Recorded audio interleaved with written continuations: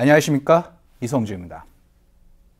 교토에서 강한 선생은 학자로서의 대우를 받으며 일본 유학계에 커다란 족적을 남깁니다. 그러나 그는 조선의 선비였고 관리였습니다. 물론 그를 따르는 일본인 제자와 학자들이 있었지만 그의 마음은 조선에 있었습니다. 총 6번에 걸친 탈출 시도가 증거입니다.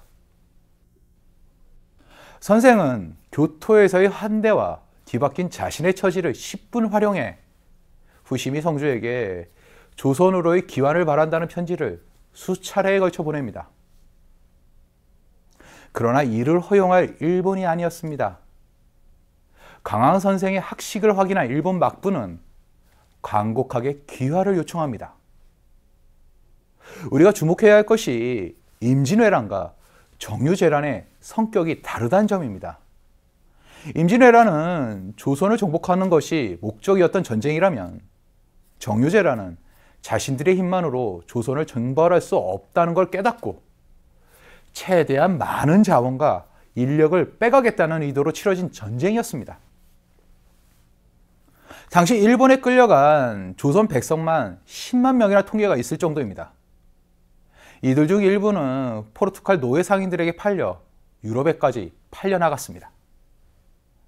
당시 조선 조정은 포로들의 송환을 위해 몇 차례나 포로 세환사를 보냈지만 조선으로 송환된 포로는 고작 7,500명 정도였습니다. 문제는 당시 일본이 열을 올렸던 고급 인적 자원입니다. 대표적인 예가 도공입니다. 일본은 그 당시까지만 해도 토기나 목기를 주로 사용했기에 자기에 대한 집착이 강했습니다. 오죽하면 임진왜란을 도자기 전쟁이라고까지 말하겠습니까? 여기에 한 발 더 나아가면 강황 선생과 같은 지식인들이었습니다. 조총을 만들고 일본도를 벼리는 기술은 발전했지만 이런 총칼을 제외한 다른 모든 분야에서 일본은 후진국이었습니다.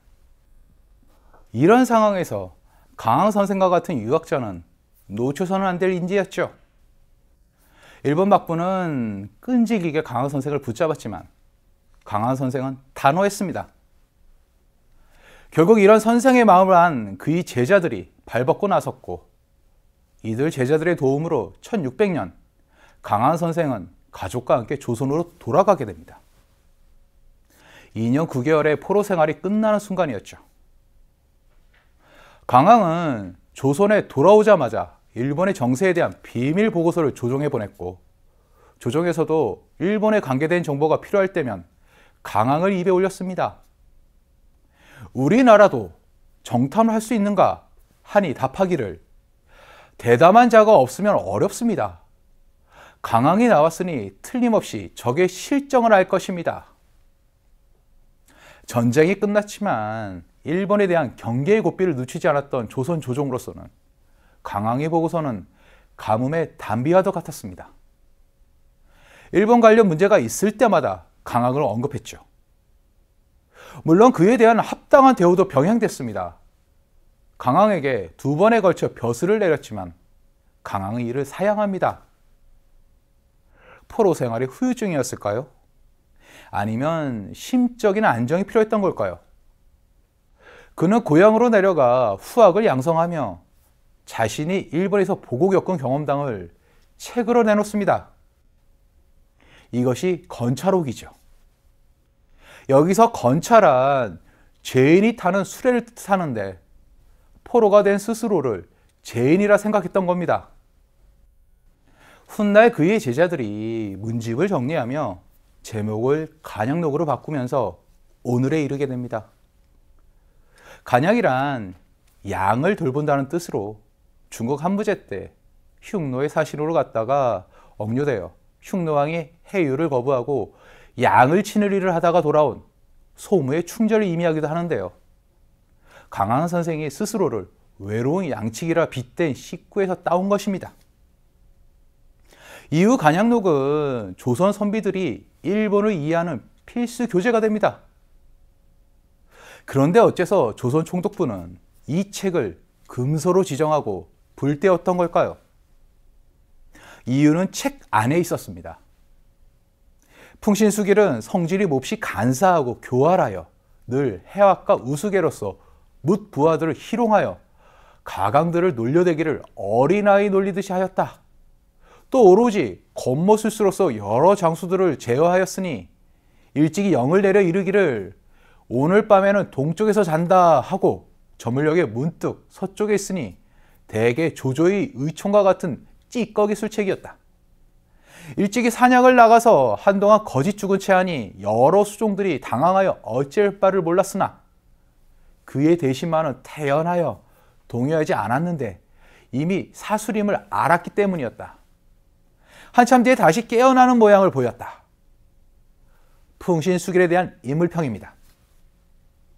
간양록에는 당시 일본 장수들과 다이묘들에 대한 인물평뿐만 아니라 그들 사이의 역학구도까지 세세하게 정리되어 있었고 일본인들의 특성, 풍속, 가치관과 이들을 방비할 수 있는 방법까지 정리되어 있었습니다.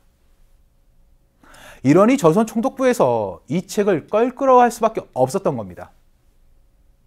은혜를 원수로 갚았다고 해야 할까요?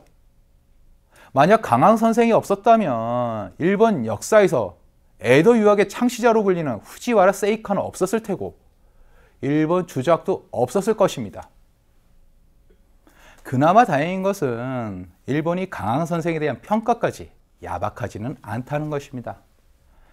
일본 주작의 아버지란 평가를 받고 있는 강항 선생을 기리기 위해 선생이 포로가 되어 최초로 끌려온 일본 에이메현 오스시 시민회관 앞에는 선생을 기리는 현창비가 세워져 있습니다. 이 비문의 제목은 일본 주작의 아버지 유학자 강항의 비입니다.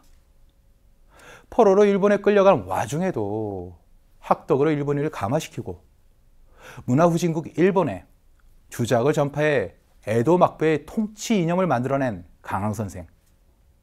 잉여의 몸이 됐음에도 조국을 잊지 않고 조선 선비의 기계를 보여준 강항 선생. 전란의 시기 한가운데 조국과 민족을 위해 무엇을 할 수 있는가를 끊임없이 고민했던 강항 선생의 마음가짐을 다시 한번 생각해 봐야 할 때인 것 같습니다. 감사합니다.